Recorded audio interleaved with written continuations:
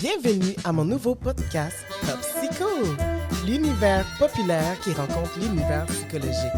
Un brin rafraîchissement avec des sujets divers intéressants. Pas besoin d'avoir un psychologue pour pouvoir discuter.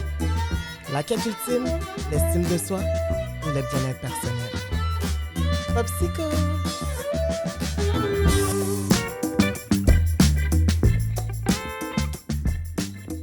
Salut Jennifer! Hey, on a presque le même nom. Est-ce que tu savais ça? Oui. Moi, c'est Jenny.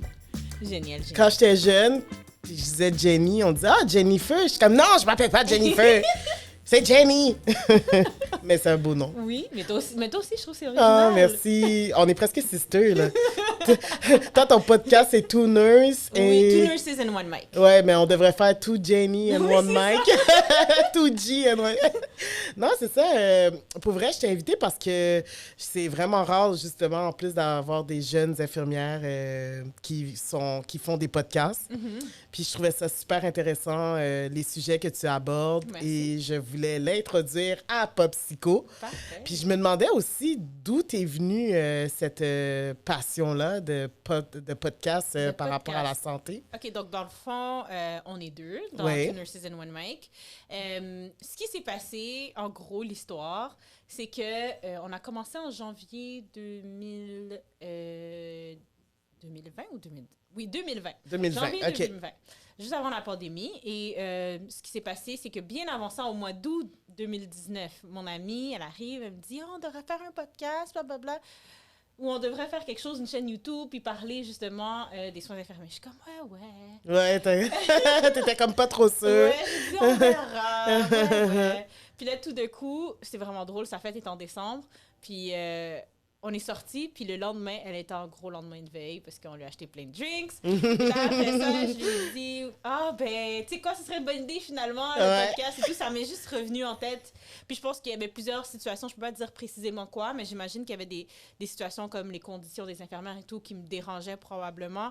Puis c'est là que je me suis dit, tu sais quoi, je pense que ce serait important d'en discuter. Puis il y a aussi des problèmes de santé qui sont mal compris par la société, puis je parle pas nécessairement d'une communauté en particulier. Ouais, c'est important, ça. Il y a certaines maladies qui sont pas bien comprises Mm-hmm. ou des fois on comprend pas l'importance de la prise des médicaments. Donc, tu sais, ça c'est quelque chose que je trouvais que c'était important d'aborder. Ben, c'est ça. Aujourd'hui, on va en parler, justement. Nous allons en parler parce que moi-même, par rapport à certaines maladies comme le diabète, l'hypertension, c'est quand même des maladies qui sont fréquentes chez les Noirs.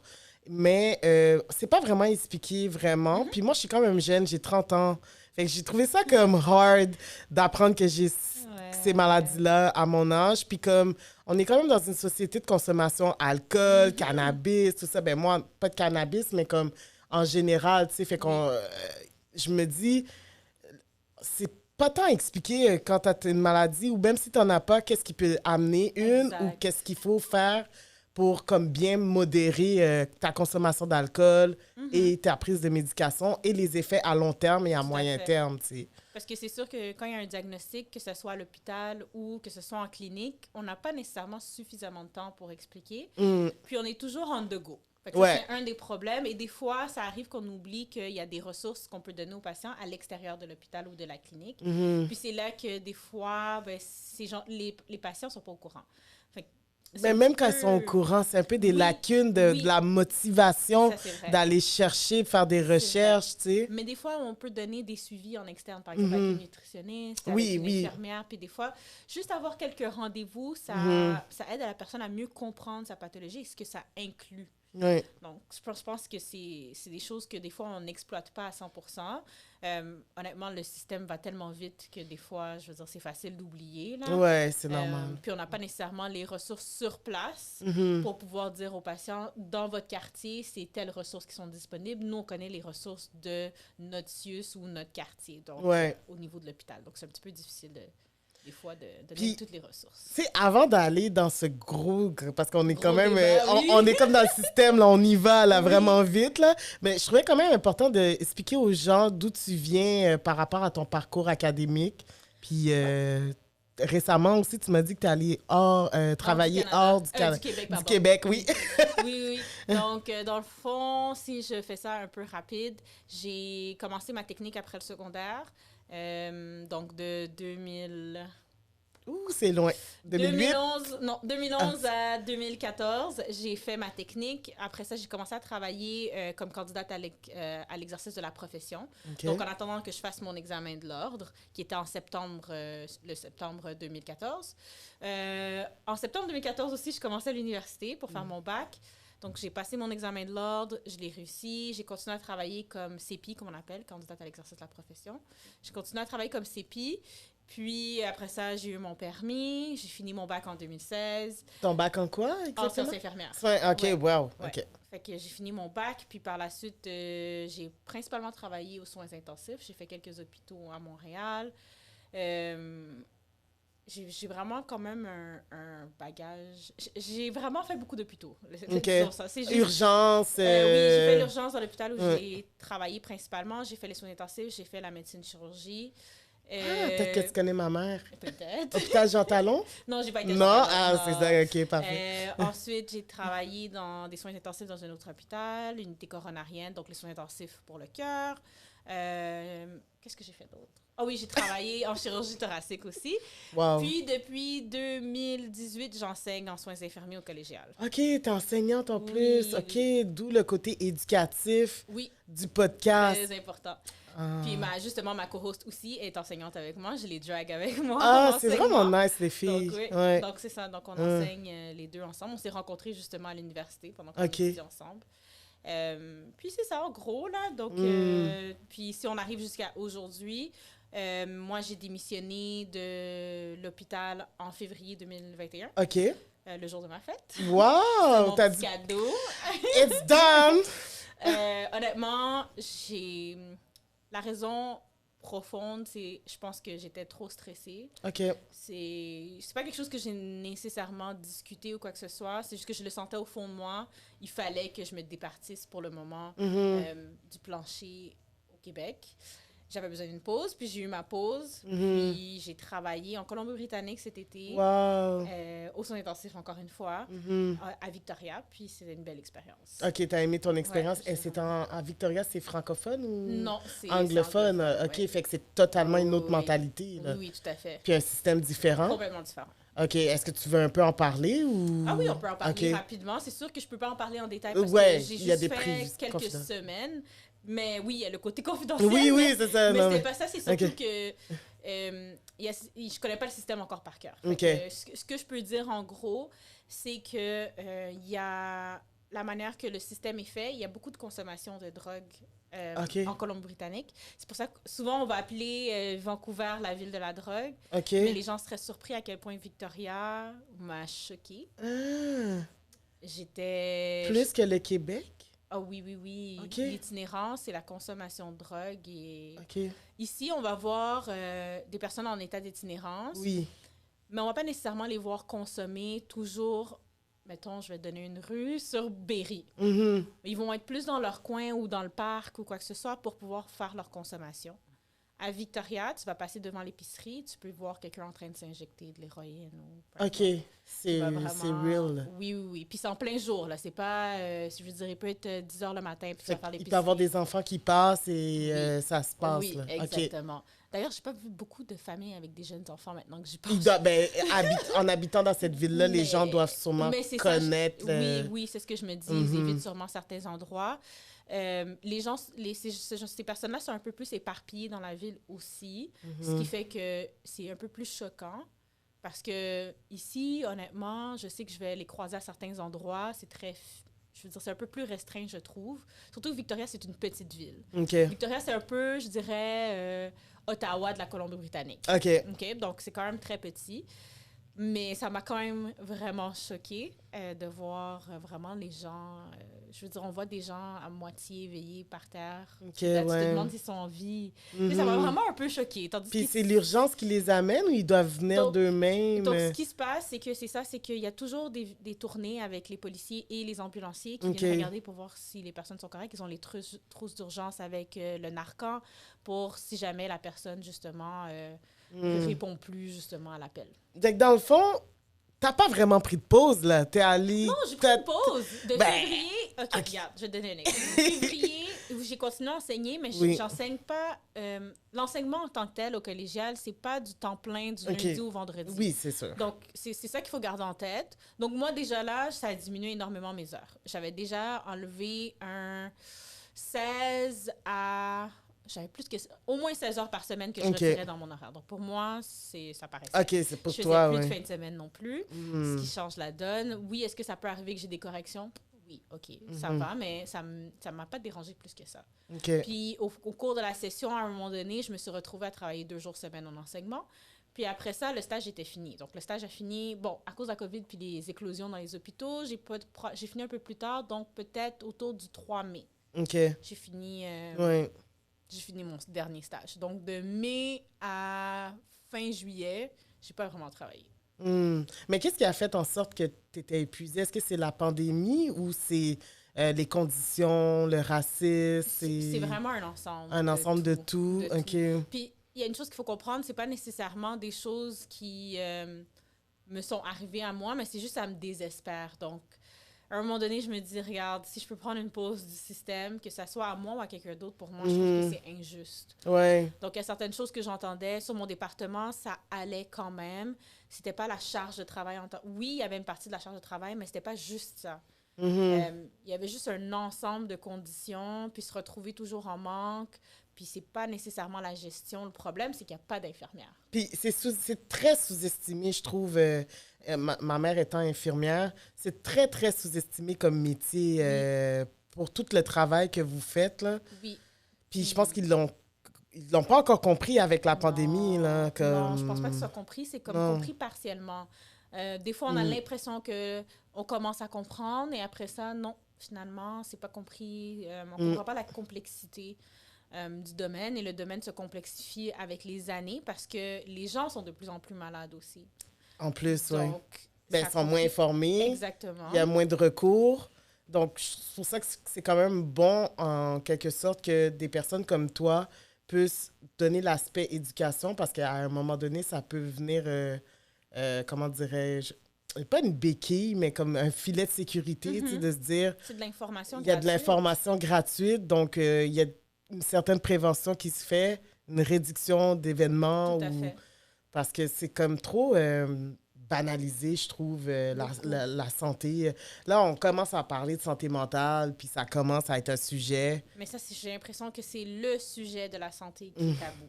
Ça, c'est la santé mentale, c'est le sujet qu'on ne veut pas discuter parce que c'est pas quelque chose qui est visible, c'est pas quelque chose qui est mesurable. Oui, exactement. Donc, c'est le plus compliqué puis c'est le plus tabou dans la santé. C'est tout relié, comme la médication qui provoque certaines maladies, dont le diabète. Il y a certains médicaments que tu prends une prise de poids. Exact. Après ça, l'hypertension, ça, je sais pas, je peux pas m'avancer. Il y a beaucoup de médicaments qui sont donnés en santé mentale qui, effectivement, créent beaucoup de problèmes et de comorbidités chez les patients. Oui.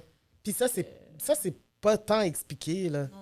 C'est comme tu vas aller bien, prends ça. Oui. Mais après ça, tu vas aller mal parce que tu développes une autre maladie. Tu sais. C'est très, très triste. Et c'est un cercle vicieux parce que quelqu'un va prendre un antidépresseur parce que la personne est déprimée. L'antidépresseur l'aide, mais après ça, la personne a pris 30 livres. Puis là, la personne redevient dans un état un peu dépressif. Pas nécessairement déprimé, mais dans un état dépressif parce que l'estime de soi diminue. Donc, c'est un peu... C'est pas si facile que ça. Non, c'est ça. Puis surtout, après ça, tu sais, la médication, un mode de vie aussi. Tu sais, je sais pas, il y en a que... admettons, c'est de la cocaïne ou certaines choses. Puis là, tu as un sevrage, là, tu passes ton sevrage, tu vas bien, là, tu as pris 30 livres, mais au moins, tu te dis, bon, je vais bien. Oui. Je parle pas de moi, là, je parle pas de coke, là, mais tu sais, je donne un exemple d'un personnage, puis d'une personne. Puis ensuite, ben, on dit pas d'alcool et rien d'autre de tout ça. Fait exactement. Est-ce que c'est possible de consommer puis de prendre certains médicaments? Honnêtement... Ma réponse courte serait non. OK. Ma réponse complexe, c'est possible, mais il faut parler avec le pharmacien. Ah. C'est vraiment important de parler avec le pharmacien. Le pharmacien va pouvoir dire, OK, tel médicament, si tu veux consommer de l'alcool, tu devrais le prendre à telle heure.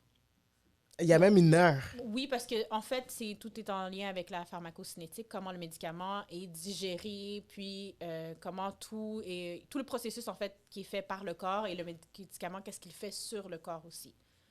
Parce que qu'est-ce qu'il faut comprendre, c'est que notre foie, c'est vraiment notre usine à déchets. Donc, les médicaments passent par là, l'alcool passe par là, les drogues passent par là. Donc, il faut vraiment comprendre que le foie, il y en a juste un.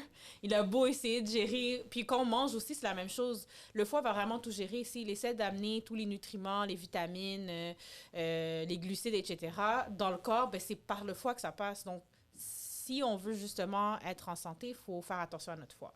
Puis c'est souvent ça qu'on ne se rend pas compte parce qu'on va se dire, le cœur, le cerveau, les reins, mais le foie, on n'en parle pas. Mais c'est quelque chose qui est très, très, très, très important. L'avantage, c'est que notre foie est vraiment merveilleux parce que c'est le seul organe qui est capable de se régénérer. Donc, on pourrait couper le 3/4 du foie. Puis il est capable de revenir quasiment à sa taille initiale. OK.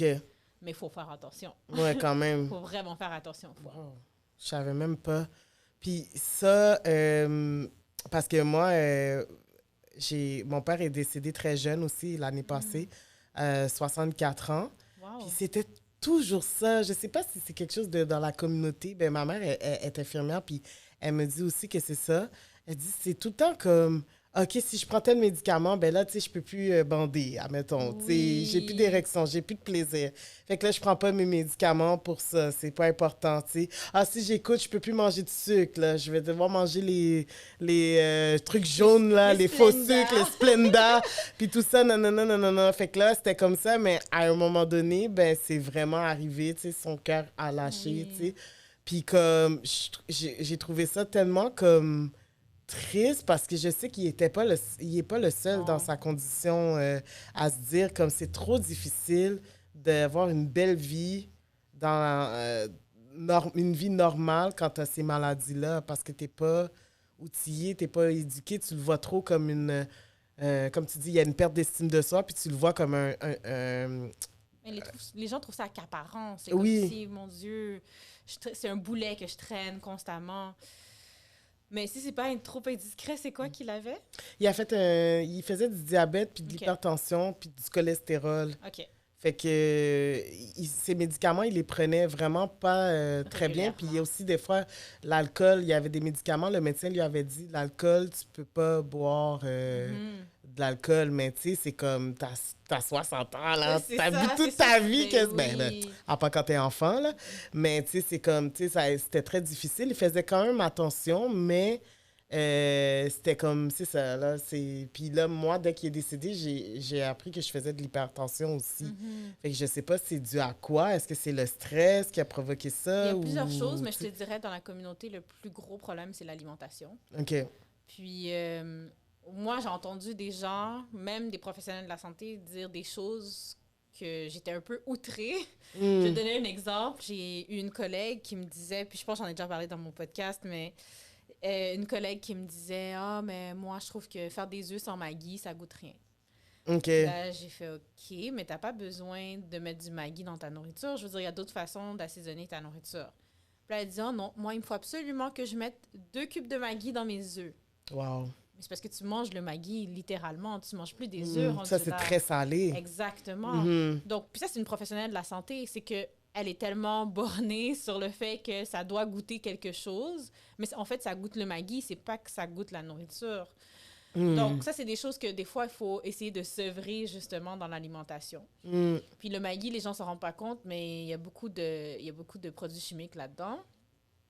Puis ça aide pas. Puis c'est tellement salé aussi, justement, comme tu l'as dit, ça augmente la pression artérielle. Donc, souvent, le plus gros facteur dans la communauté, c'est vraiment... On va souvent dire dans les livres que c'est génétique, mais quand on regarde, c'est parce que c'est la façon dont on mange. C'est vraiment la façon dont on mange. En plus, c'est ça, c'est vraiment l'alimentation. Puis il n'arrête pas de dire c'est génétique, génétique, génétique. Ce que je vais t'expliquer, c'est que quand il y a plus que 2 ou 3 générations, à un moment donné, on considère ça comme étant génétique. OK. Donc, le facteur génétique augmente parce que, en fait, notre alimentation est d'une certaine façon. Donc, on prédispose nos enfants et nos petits-enfants à cette maladie-là à ce moment-là. OK. Donc, c'est pour ça qu'on considère un peu génétique héréditaire, là, en fait. Mais c'est vraiment... Changer déjà l'alimentation, ça change quelque chose. Puis, Je pense que des fois, on est vraiment têtu puis on veut pas essayer autre chose. Ben moi, j'ai appris à la dure. Je sais pas si c'est un miracle, mais mon diabète est contrôlé sans médication. L'endocrinologue? L'endocrinologue, là, avec les analyses de sang, ben tout est stable. Ok, Fait que parfait. ça fait en sorte que j'ai même plus besoin de médication. Mais je dois faire très, Attention. très attention. Fait que Exact. mais c'est tellement difficile. Là, je mange moins de Oui. sucre. On aurait dit que j'ai peur aussi d'en manger, Je mais te comprends. j'en mange quand même. C'est quoi la limite? Tu sais, c'est comme je bois de l'alcool. Tu sais, Je pense que chacun, ses limites vont être différentes. On peut jamais dire que tout le monde devrait manger, par exemple, seulement 2 grammes de sucre. Tu sais, OK. je veux dire, on peut pas savoir. Chacun, son corps fonctionne différemment. Donc, je pense que c'est de tester justement son corps pour voir qu'est-ce qui est acceptable pour notre corps, puis de parler justement avec le médecin pour les prises de sang, etc. OK. Donc, si par exemple, je prends ton exemple, justement, tu sais que tu manges, par exemple, d'une certaine façon, mais en sachant que tes prises de sang deviennent normales et que c'est contrôlé avec l'alimentation, tu sais que tu peux tolérer, que ça, c'est ta diète de base. Mais en sachant que ça, c'est ta diète de base, ça veut pas dire que tu peux pas que tu te prives tout le temps de, mettons, une gâterie une fois de temps en temps. C'est juste que la gâterie une fois de temps en temps, c'est pas aux 2 jours. OK. Parce qu'il y en a que, C'est oui, une mais fois- fais juste goûter. C'est une fois par semaine? Mais c'est ça. En général, une fois par semaine, tu sais, c'est l'idéal. Tu OK. sais, mettons, ou la fin de semaine. OK. Puis du lundi au vendredi, ben, on mange bien. Puis là, je pense que ça aide beaucoup. L'exercice physique, c'est tellement important, mais il y en a tellement qui veulent rien savoir de l'exercice physique. Fait que, tu sais, ça, c'est des petites affaires que je le sais, là, que Puis c'est pas toujours que facile. tu promoutes beaucoup aussi dans tes Oui, podcasts. oui. Puis, OK. Puis ça, c'est quelque chose aussi que moi-même, dans ma propre vie aussi, j'ai testé là, des différentes façons de manger. J'ai jamais...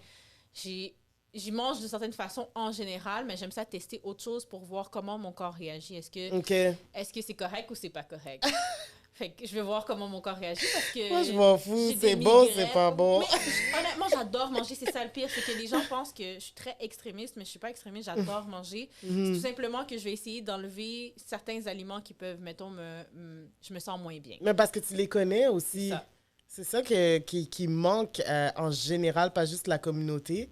Ben, moi, je sais que toi, tu veux pas viser la communauté, mais moi, je dirais que faut se le dire qu'on mange pas pareil Non. comparé aux Caucasiens. Non, là. je suis d'accord avec toi. Comme moi, tu sais, ayant sorti avec plusieurs Caucasiens puis habité avec un Caucasien, je l'ai vu comment mon alimentation s'est améliorée. Là. C'est pas méchant de le dire, mais c'est comme vraiment le légume, là, le Je concombre, la Mais carotte, puis tu tout veux rire, ça, c'est qu'on peut le faire de façon santé. C'est ça le pire. C'est juste il est là. c'est juste qu'on se retrouve avec le Maggi, l'huile. Oui! Mais c'est parce qu'à un moment donné, ça marche pas. Là, l'huile, le sel, ça fait pas de sens. Ça fait Puis, pas de puis sens. je pense pas qu'en Haïti, là, par exemple, moi, mes origines, c'est haïtienne, ou il y en a que c'est Afrique ou ailleurs, je pense pas qu'ils mangent aussi gras que ça, là. Mais je pense que oui. Je peux Ouais? pas te dire non. Ok. Mais est-ce que c'est aussi pire? Ça, je peux pas te le dire. OK. C'est juste qu'il faut garder en tête aussi que la nourriture est beaucoup plus biologique dans Oui. nos pays d'origine. Ça aide beaucoup. Donc, même si on met beaucoup de gras, etc., ben, l'alimentation est déjà un peu mieux parce qu'il y a moins de... C'est pas du processed food. Puis l'autre chose aussi qui aide, c'est que les gens marchent beaucoup plus, puis il fait chaud, là. Ouais. Fait que là, l'exercice physique est fait. C'est pas un vrai, mais il est fait parce que t'as tout le temps chaud, tu transpires. Oui. Donc, veux pas, tu brûles des calories. Arrive. Ok. Même rester assis, tu brûles des calories. Mm. Mais là, on arrive ici, on bouge pas, on est toujours en auto, sinon on rentre à la maison, on s'assoit. Le travail, il y a plein de personnes que c'est assis aussi. Puis même si tu marches au travail, il y a le stress au travail. Donc, le stress que tu as au travail cancelle ton exercice physique. Parce que tu vas sécréter des hormones de stress, ce qui t'empêche, justement, ce qui garde encore plus les graisses. Puis là, c'est ça qui prédispose. Quand les gens, des fois, sont trop stressés, ça les prédispose au diabète. Donc ça, c'est une des choses. Oh mon Dieu, Popsicle, Two Nurse and the Mic. Wow! Ouais. Je savais même pas que ça... Ça cause de la cortisol que tu sécrètes quand tu es stressé. Puis là, quand tu prends des antidépresseurs, là, c'est pour contrôler la cortisol, Non, réduire, c'est là? la sérotonine qui joue. Mais en jouant sur la sérotonine, justement, ça va rendre les choses plus plaisantes. Oui, oui. OK? Donc, quand tu as la réabsorption de la sérotonine, les gens sont plus heureux parce que normalement, c'est ce qu'on fait naturellement dans notre corps. OK. Puis les gens qui souffrent de dépression n'arrivent pas justement à le faire adéquatement. OK. Donc, le fait que... puis en plus, il y a le stress des fois. Les gens qui sont touchés du burn-out, c'est là qu'on peut différencier si c'est un burn-out ou une dépression, c'est avec la cortisol. Donc, quand la cortisol est élevée, c'est qu'on sait que c'est le stress qui fait que la personne se retrouve en état dépressif. Wow. Puis, excuse-moi, là, je suis vraiment saisie, là, comme ça me fait vraiment du bien d'être informée parce que, comme, je pense que tu comprends plus les risques après ça. Quand tu sais c'est quoi. Comme, tu sais, à l'école, peut-être qu'on nous a dit dopamine, tout ça, nanana. Mais après ça, j'ai l'impression que ça se perd. Tu sais, quand tu vis certains événements, quand tu vis certaines choses, la tristesse embarque, peu importe, ben on oublie ces notions-là, tu sais. Puis, il y a aussi quelque chose, je vais comme faire un autre saut dans un autre sujet. Le fait qu'on est peu informé aussi, ça c'est peut-être ce que j'ai constaté par rapport à comment je me suis fait traiter dans le milieu de la santé. Puis, j'ai vu que tu en parlais aussi par rapport à Joyce. Echiquan. Amétikamek, je pense, ou en tout cas amérindienne, qu'elle avait mal été traitée dans le système. Bref, elle est décédée, on connaît tous cette histoire. Puis, je suis comme, est-ce que c'est vrai que dans le milieu de la santé, si t'es pas mettons, tombé sur une noire, puis t'es noir, est-ce que ça fait peur quand même de se faire traiter? Parce que... Je pense que l'avantage qu'on a à Montréal, puis quand je parle de Montréal, j'inclus Laval aussi, mais principalement sur l'île de Montréal, c'est qu'il y a dans les hôpitaux et dans tous les autres services connexes, il y a beaucoup de personnes de toutes sortes d'ethnicités. Beaucoup de personnes racisées. Et je crois que ça facilite probablement les soins. Pas que ça n'existe pas nécessairement sur l'île, mais c'est des choses qui passent un peu plus inaperçues. Par contre, on va avoir beaucoup l'inverse. Les patients qui vont avoir des propos racistes envers le personnel de la santé. Donc moi, c'est vraiment ça que j'ai perçu à Montréal. Je pense que c'était un peu choquant, là. Il y a vraiment des patients, puis des fois, je me dis, mon Dieu, pourquoi dans ce temps-là, je sais pas où tu vis, mais à l'hôpital, c'est principalement des immigrants. Il y a beaucoup d'immigrants dans les hôpitaux. Dans l'hôpital où je travaillais, honnêtement, si c'est pas plus que la moitié, honnêtement. Donc, j'étais vraiment un peu choquée des fois d'entendre les propos des patients. Parce que en plus, j'ai toujours travaillé sur des unités aussi très multiculturelles, avec très peu de Caucasiens. Donc, c'est un peu, c'est un peu choquant quand j'entends des paroles comme ça. Quand on sort de Montréal, par contre, c'est l'inverse. Plus on sort de Montréal, plus justement, les gens qui occupent les postes de professionnels de la santé dans les hôpitaux sont beaucoup plus caucasiens. Donc, ce que je pense, c'est que, veux pas, quand on regarde les gens où est-ce qu'ils habitent, justement, dans les régions à l'extérieur de l'île, plus on s'éloigne, plus ces gens habitent loin. Donc, je vais donner un exemple. Il y a beaucoup de gens, par exemple, qui travaillent à Laval, mais qui viennent de La Plaine, qui viennent de Repentigny. Mais quand les gens travaillent à Repentigny, ils viennent de Joliette, là, ça devient de plus en plus loin. Ces gens-là viennent de plus en plus loin. Donc, ils ont une certaine mentalité dans leur ville, dans leur coin, puis ils ramènent ça dans les hôpitaux. C'est comme... Mais dans les deux cas, quand on prend... Oui, c'est un phénomène, je pense, c'est raciste systémique, puis tout ça, c'est quand même dans les deux sens, peu importe si ça vient du patient ou du professionnel, c'est mal vu, tu sais. C'est inacceptable. C'est juste que j'ai l'impression que dans le système en ce moment, ça va tellement vite, comme tu l'as dit depuis le début, on fait le tri. Mhm. Tu sais, c'est comme, ah, OK, ben, tu sais, elle est telle origine, OK, son père, OK, avez-vous... moi, que je vais dire, mon père est décédé Un un infarctus. infarctus, ben, automatiquement, je sais pas si je vais être traitée de la même manière que Mhm. si... Tu sais, tu comprends, c'est Je comme comprends très un bien. peu, pas stigmatisé, c'est pas le bon mot, mais je pense que c'est tout mis dans le même paquet, puis après ça, c'est comme... Je peux te dire que oui, j'ai entendu des propos du genre oh mais c'est normal, cette personne-là est noire. Fait Tu que là, comprends ce que je veux dire? tu sais, là, comme je suis un peu mal à l'aise quand j'entends ce genre d'affaires-là, Ouais. comme les choses que j'ai plutôt vues étaient moins directes quand c'était de la part des professionnels de la santé. Mhm. C'était plus subtil, mais c'est pas nécessairement que les gens veulent mal faire, c'est qu'ils réfléchissent pas à ce qu'ils disent, puis il y a pas de... Il y a un manque d'éducation quelque part. Mhm. Une des choses que j'ai donné comme solution, c'est qu'on devrait avoir des cours depuis l'école, Mhm. puis des cours justement qui vont vraiment venir défaire cette manière de penser. Parce que, je vais te donner un exemple, on va souvent dire, puis ça c'est écrit dans les livres, les Asiatiques ne vont pas exprimer la douleur. Puis je comprends qu'est-ce qu'ils veulent dire. Le but est d'exprimer le fait que si jamais vous avez un patient qui est asiatique, il est possible que cette personne-là n'exprime pas sa douleur. Mhm. OK, mais il ne faut pas généraliser au point où on va prendre pour acquis que la personne qui fronce les sourcils puis dit j'ai pas de douleur, on va quand même lui donner quelque chose pour la douleur parce que techniquement les Asiatiques ne... Mais il faut faire attention à un moment donné, il faut pas que ça soit automatique. Ouais. Donc je pense que c'est juste de dire donner l'information mais de la donner d'une certaine façon que ça soit clair et non pas automatique. Ouais. On va voir qu'on parle de maladies cardiovasculaires, ça va être écrit dans les livres, puis il y a une chose aussi qu'il faut garder en tête. Puis je pense que certaines personnes ne s'en rendent pas compte, mais ils vont dire soit les descendants afro, mais principalement les afro-américains. Oui. Puis là, il faut faire attention parce que les afro-américains n'ont pas la même génétique que les gens qui viennent des Antilles ou qui viennent d'Afrique. Mais c'est ça! Parce que les afro-américains ont pris les habitudes américaines. Donc, il faut juste que les gens essaient d'oublier que... T'es tellement smart, genre, je capote! mais parce qu'il y a des gens qui ne se rendent pas compte. Puis c'est vraiment écrit afro-américain. Je veux bien qu'on parle de descendants afro, Oui. mais ce sont des afro-américains. Il faut les appeler comme ils sont.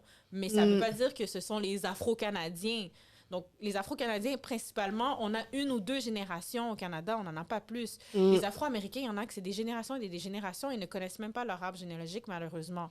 Ce qui est différent au Canada pour la majorité des personnes de descendants afro.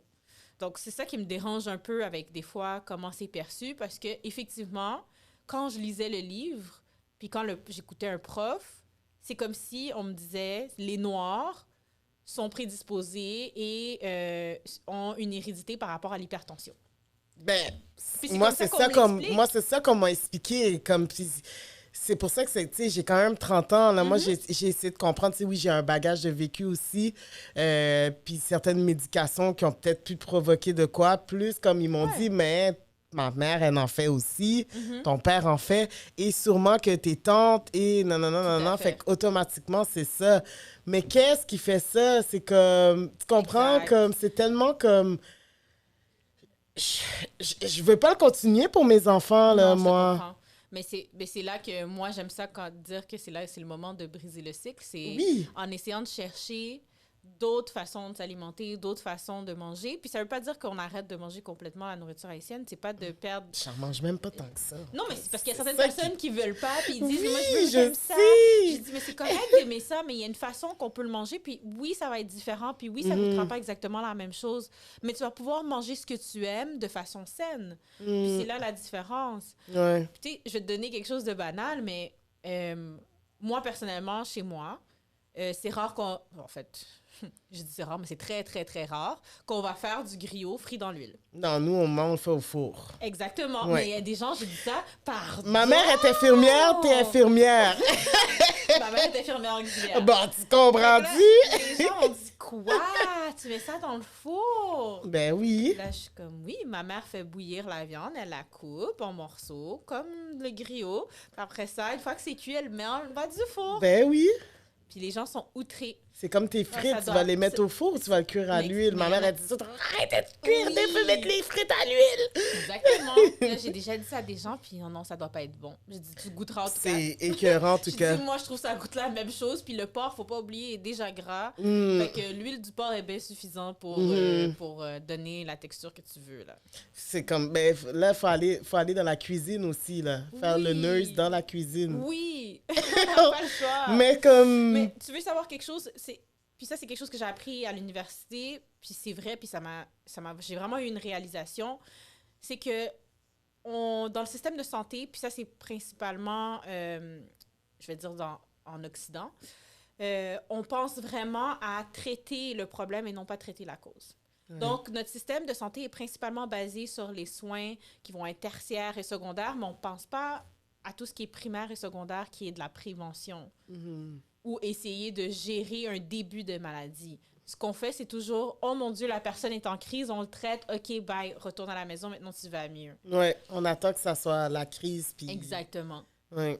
Puis honnêtement, moi, je travaille au soins intensifs, fait que je suis vraiment dans le tertiaire et quaternaire, là, pur et dur. Puis c'est vraiment aussi, tu le vois, la consommation, problème de foie. Exactement. Tu dois aussi voir personne décédée à jeune âge, tout à fait. un jeune âge, plusieurs ethnies. Tout à fait. En étant infirmière, tu vois tout ça. Non, là. il y a toutes sortes de choses qu'on voit. Puis honnêtement, il y a une chose qu'il faut garder en tête, parce que des fois, les gens vont dire « Ah, mais ce sont plus les Caucasiens qui ont ça » ou « La maladie n'a pas vraiment d'ethnie ou de couleur ou de race. » là. C'est comme le COVID. Là. Exactement. Le COVID ne différencie pas. Il s'en fout. Je veux dire, il rentre, là, c'est tout. C'est vraiment... Il y a beaucoup d'habitudes de vie qui impactent nos maladies qui suivent par la suite. Puis c'est possible de guérir puis d'aller mieux ou il faut absolument une médication? Guérir, mais ça va mieux. OK, c'est Donc, ça. tu peux le contrôler. Ouais, comme moi, c'est ça. Mais c'est juste qu'une fois que tu sors complètement de tes bonnes habitudes de vie, ben là, ça peut décompenser. OK. Mais en restant justement dans ces bonnes habitudes de vie, en écoutant notre corps, honnêtement, ça peut être très bien contrôlé. Okay. Il y a moi, je connais des gens qui faisaient du cholestérol, puis capables de le contrôler avec l'exercice et l'alimentation. OK. Fait une fois que c'est déclenché, là, c'est vraiment à vie, puis c'est vraiment ton mode de vie et ton alimentation qui peut faire que tu peux arriver à peut-être potentiellement pas prendre de médication. Exact. Mais moi, je veux que les gens comprennent, parce qu'il y a beaucoup de gens dans la communauté qui... Puis je vais vraiment dire chez les Haïtiens, parce que je n'ai pas vraiment remarqué dans les autres ethnies, mais les Haïtiens refusent de prendre leurs médicaments. Mais je me sens mieux. Mais c'est pas parce que tu te sens mieux que ça va mieux. Même moi, là, oui, c'est ça. Oui. Ça va pas mieux. Ouais. Donc, il faut continuer à prendre des médicaments. Puis c'est vraiment avec le médecin que la décision va être prise. On peut pas prendre la décision nous-mêmes parce que nous, on peut se sentir mieux, mais ça veut pas dire que notre corps va mieux. C'est juste qu'on se sent pas aussi pire qu'avant. Mais il faut faire attention. Il faut continuer à prendre la médication. J'ai vraiment vu des choses que... Triste. Je me sentais mieux. Mais oui, pauvre petit papa, c'est ça aussi. Là, il se sentait mieux, il n'y avait pas de symptômes, ça allait bien. Puis comme même moi, là, j'étais fâchée au début, j'étais comme, je vais faire la même chose que lui. Puis là, le médecin était comme, girl, really? J'étais comme, non, mais là, ça sert à rien. Mais tu sais, c'est comme je disais dans un de mes podcasts, parce qu'on parlait de santé mentale et il y a la médication aussi pour les problèmes de santé mentale. Et on expliquait à quel point c'est difficile pour les gens d'avoir une petite béquille pour pouvoir aller mieux, tu sais, de se dire qu'il faut prendre les médicaments. Mais là, je regarde, on a évolué, tu sais, j'ai ma Apple Watch le matin. Tu vois, c'est une bonne chose. Prends tes médicaments, ça me dit. Là, si je le ignore, là, c'est moi là, qui l'ignore. Là, je le vois, je le sais, puis ça redevient une routine. Je le prends pour l'hypertension, puis le diabète, thanks God, j'ai pu le contrôler. Fait que là, je l'ai pas, mais c'est comme... C'est toujours borderline. Là. Des fois, je suis comme... Je regarde quelque chose de hyper sucré, puis je suis comme... C'est tout le travail psychologique là, qui s'est fait, parce que même ma mère est comme... T'aimais tellement le sucre, je comprends pas que tu refuses ça. Je juste... Mais tu veux savoir quelque chose? Moi, j'ai déjà fait un genre de détox, justement. J'ai déjà été sur keto. Ah oui, tout le monde m'en parle de ça, keto. Puis je ne conseille pas nécessairement tout le monde de le faire. Là. Ben moi, dans mon cas, j'avais peur, vu que cholestérol, hypertension. Exactement. C'est pas conseillé pour n'importe qui. C'est quelqu'un qui est quand même prêt à faire un minimum d'exercice physique, justement, parce que ton énergie primaire devient les gras. Donc, si tu fais de l'exercice, les gras vont pas s'accumuler. Mhm. Mais moi, j'étais vraiment une bébête à sucre, là. Mhm. Ah, j'ai faim. Ah, mais ça me tente pas de manger. Donc, biscuits, chocolat, tout le temps, tout le temps, tout le temps. Mhm. Puis à un moment donné, je me suis dit, OK, non, faut vraiment que j'arrête, là, parce que j'exagère. Puis, c'est ça, je l'ai fait. Puis, honnêtement, des fois, il y a des biscuits, puis je suis comme... Ouais. Ça me dit plus rien. Pas que je vais pas manger du sucre, mais ça vient pas me chercher comme avant, où c'était comme une nécessité, c'est comme une rage de sucre que j'ai, là, puis il faut absolument que je L'adaptation. mange. Mais tu sais, comme tu disais tout à l'heure, le facteur de stress aussi, on le dit pas, mais ça amène aussi Oui. à manger. Tout à fait. Parce que j'imagine que manger, ça doit sécréter quelque chose Ça sécrète aussi. de la là. dopamine. Oui, c'est de la dopamine. Ah, c'est ça. OK, ben c'est ça, tu vois. Fait À moins que que... quelqu'un ait un problème avec la nourriture, mais Oui. en général, quelqu'un qui a une bonne relation avec la nourriture, ça sécrète de la dopamine. Les Ok. gens sont heureux. La nourriture, ça rend heureux. OK, bon, ben tu vois. OK, ben je savais pas. Ben je savais, mais j'étais juste pas sûre. Là. Mais ouais, c'est vraiment intéressant comme de voir comment que la société évolue en ce moment, puis qu'est-ce qu'on prend en charge pour éduquer les... Qu'est-ce qu'on prend en charge? Comment on va prendre en charge les gens qui ont besoin d'être éduqués? Parce que c'est les plus difficiles Je aussi. sais. C'est endurci, puis ça veut pas l'accepter. Fait que je suis comme... Puis même là, je trouve ça même difficile parce que avec ce que tu dis par rapport justement aux gens que ça devient endurci, j'ai vraiment le typique papa haïtien qui vient, qui a le diabète, puis là, prend pas ses médicaments, diabète débalancé, puis là, a un problème, une égratignure sur le pied, le sent pas parce que le diabète est complètement décompensé. Puis là, après ça, l'orteil est pourri, on doit l'amputer. Puis là, OK. Puis là, il revient encore. Là, on ampute la cheville. Puis là, il revient encore. Puis là, on ampute la jambe. Mais on dirait que ça rentre pas, c'est comme plus fort. Malgré qu'il se fait couper Oui, les j'en ai jambes, vu la plusieurs. jambe. Puis il y en a OK. après ça, un autre qui vient, puis après ça, l'autre jambe. Tu sais, à un moment donné, c'est difficile. Puis j'en ai déjà eu un, il savait... En fait, il était complètement inconscient. Donc, mais on a dû l'amputer d'urgence. Puis il s'est réveillé, puis il s'est mis à crier. Il lui manque une jambe. Parce qu'il n'était pas lucide tout le long, puis on n'avait pas le choix. C'était ça où il mourait d'une infection. Puis il s'est réveillé, il manquait sa jambe droite. Puis il pleurait, il pleurait, il pleurait. Puis tu vois, c'est quelqu'un qui se disait, on dirait qu'il préférait mourir que de se retrouver avec aucune jambe. Avec maintenant. aucune jambe, ouais. Mais ça vient vraiment comme toucher l'estime de soi, comme tu dis. Ça vient affecter les gens parce que c'est pas... je crois qu'on apporte trop à...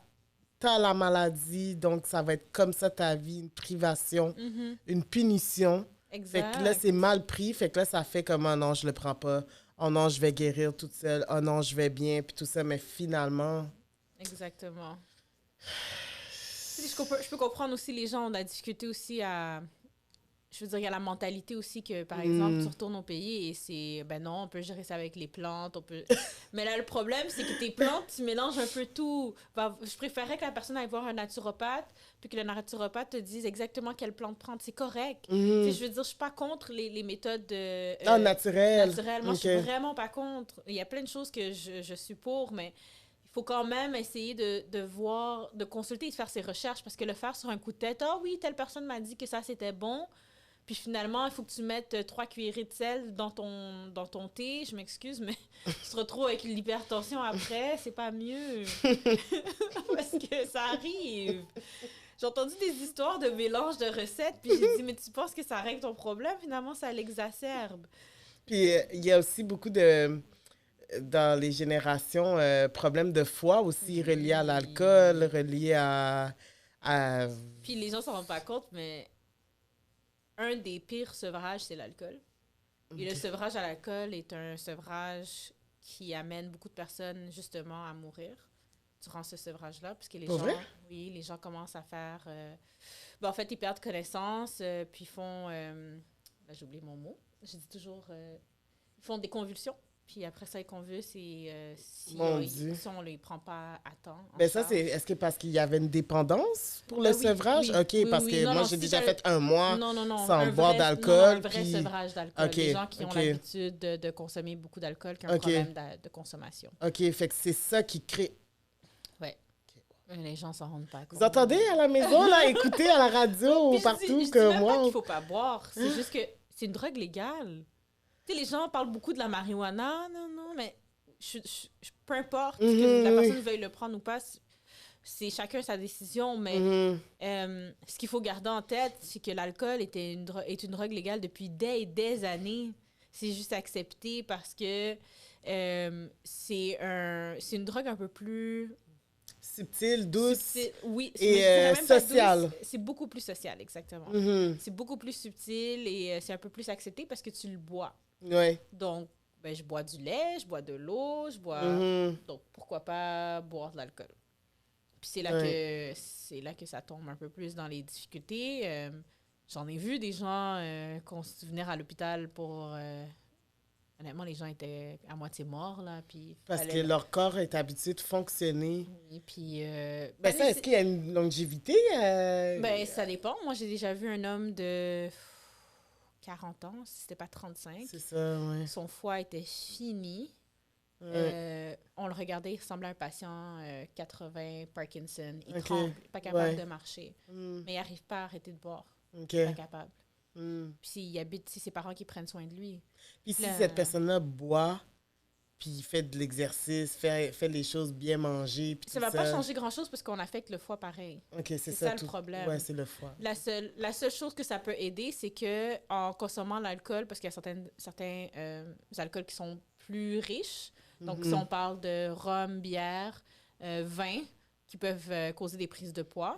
Donc, là, l'exercice physique peut aider pour prévenir certains problèmes. Mais, par exemple, le diabète. Mais si on parle tout simplement de l'alcool pur et dur et qu'on parle pour le foie, je veux dire, dès qu'on consomme de l'alcool, notre foie voit l'alcool comme étant une toxine. Donc, le foie se dit, OK, il faut que je me prépare à éliminer cette toxine-là parce que ça, c'est toxique. Il faut que j'élimine le plus rapidement possible.